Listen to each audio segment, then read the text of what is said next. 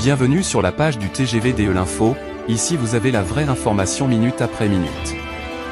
N'oubliez pas d'aimer, de partager, et de vous abonner pour ne plus rien rater.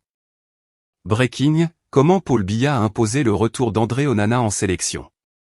Le chef de l'État camerounais, Paul Biya, est au cœur d'une décision cruciale qui pourrait avoir un impact significatif sur la qualification des Lions indomptables pour la Coupe d'Afrique 2024 en Côte d'Ivoire.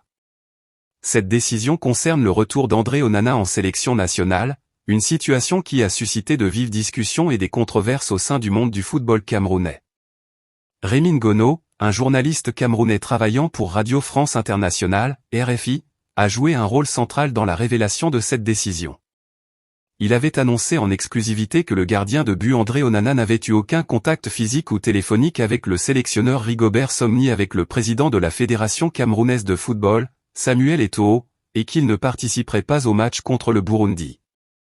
Cependant, Rémi Ngono a également souligné que seul Paul Biya avait le pouvoir de changer cette situation.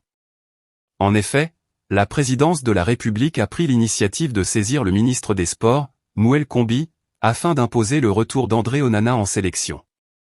Cette décision, dictée par la conscience que l'élimination des Lions indomptables pourrait engendrer une crise grave et un soulèvement populaire, a été prise grâce à l'alerte précoce de Rémi Ngono.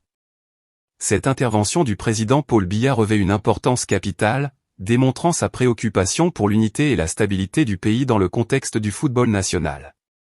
Le geste de Paul Biya met en évidence sa capacité à agir de manière décisive lorsque les enjeux sont élevés, et il incarne le rôle essentiel du leadership dans la résolution de problèmes nationaux.